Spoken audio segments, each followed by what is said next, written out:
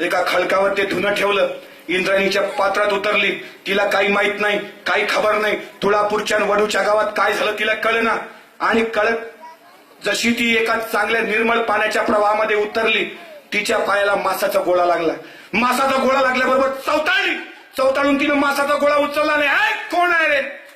इंद्राणीच्या पवित्र पात्रामध्ये भोकळाचं मांस फेकून दिलं. त्याच गावात वडूचा धनगर, बैजा धनगर मेंढर घेऊन आला होता. त्या मासाचा तुकडा त्याच्या पायाजवळ तिनं फेकला आणि पायाजवळ तुकडा गेल्याबरोबर त्या जनाला तो म्हणाला, ए जने काय करते? अरे कार मामा, कोणी फेकलंय बघ रे. ही जनाबाई कोण?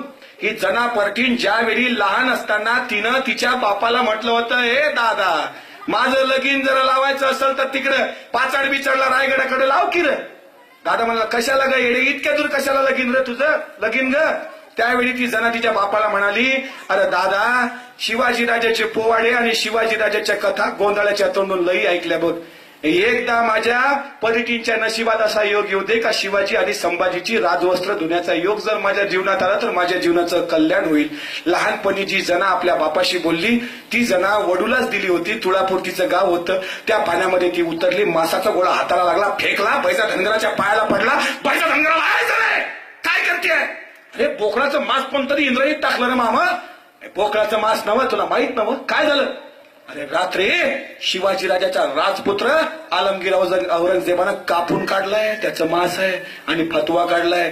जो त्या प्रेताला शिवल त्याचे सुद्धा हाल. चाल घराकडे जा.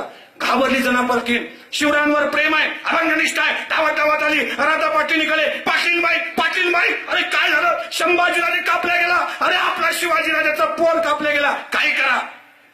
दामाजी पाटलांना सांगा. दामाजी पाटील वडूचे प्रतिष्ठित नागरिक, त्या काळातले सरपंच म्हणून घेऊ. त्या दामाजी पाटलांना राजाने सांगितलं, आम्ही ऐकलं ते खरंय का? काल औरंगजेबाने आलमगीराने संभाजीराजाच्या प्रेताचे तुकडे करून इंद्रायणीत बुडवले म्हणताय. हो, पण गुमान राहा, कोणी जर आवाज काढला तर त्याचे सुद्धा असे हाल केले जातील असा फतवा आहे. घाबरली राधाई पाटील. दामाजी पाटलांनी तिला गप केलं आणि सांगितलं, तुला जे काम दिलंय तेच कर. चाल गुमान जा, कपडे धु. जना परटीला काही करमत नव्हतं. प्रत्येकाच्या दाराजवळ गेली. अरे दादा काही कर. अरे संभाजीराजा पकडला. माझ्या राजाचे पोर कापून काढले बघ. अरे काय झालं तर राजाला न्याय मिळाला पाहिजे. ज्याचे कपडे धुवायला मी लहानपणापासून धडपडत होती, आज त्याचाच प्रेत येऊन पडलाय. काय झालं तर चालेल मामा, संभाजीराजाला न्याय मिळाला पाहिजे. कोणी येत नव्हतं. वडू गावात स्मशान शांतता. आणि ती राधाई गरजली. ती राधा परतीन म्हणाली, अरे फक्त आमच्या गावातील तरुण पोरांच्या होटावर मिसरूटा असून काय फायदा? शंभूराजा कापला गेला पण साली तरणी बाण पोरा नपुसकासारखी पाळतात. अरे फार तुमची जिंदगाणी. कोणी पुढे येत नव्हतं. पण जनापतीन काय करणार? परीस समाजाचं एकच घर त्या तुळापुरामध्ये. कोणी येईना. दामाजी पाटील येईना. राधा पाटीलबाई येईना. काही सुचत नाही. 2 दिवस झाले. तारीख निघाली 13 मार्च 1689. शंभूराजाचा प्रेत तसाच आहे. कोण दिल अग्नी, कोण दिल नाही. न्याय झाला पाहिजे. अग्नी दिला गेली पाहिजे. काहीतरी झालं पाहिजे. गावात गेली, दौंडी दिली, जागोजागी गेली, रडली, पाया लागली. कोणी येत नव्हतं. अशा वेळी महारवाड्यातली लोक जागी झाली. त्या महारवाड्यामध्ये राहणारा गोविंदा महार, ढगोजी मंगोजी ही पुढे आली. त्याने सांगितलंय, जना काळजी करू नका. या शिवाजी राजाच्या पालखीला खांदा आम्ही महारांनी दिलाय बघ. संभाजी राजा. अरे या संभाजीची तर बाकाचा. संभाजी राजा आमच्या घरामध्ये आमच्याच घरच्या घोगऱ्या खाऊन आमच्याच घरी मोठा झालाय बघ. आणि त्या संभाजी राजाचं प्रेत पडत असताना नपुसकासारखा नाही जना. कोणी नसल तर चाल.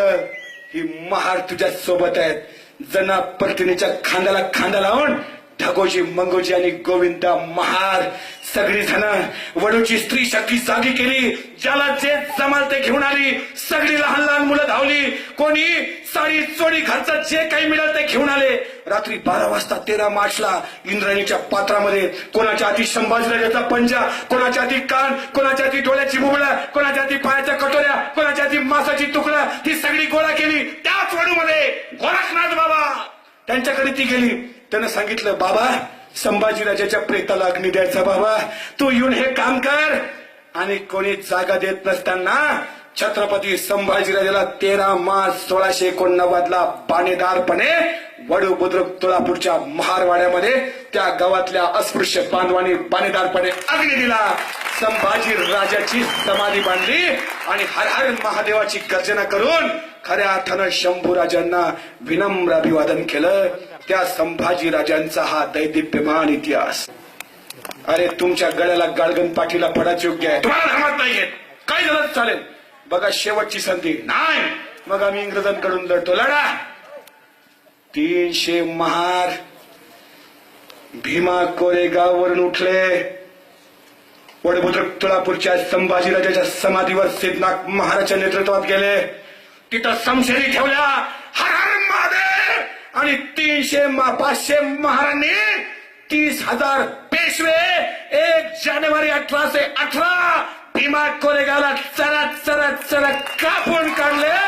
संभाजीराजाच्या अपमानाचा बदला घेतला आणि छत्रपती संभाजी महाराज की जय म्हणून हा इतिहास आमचा आहे.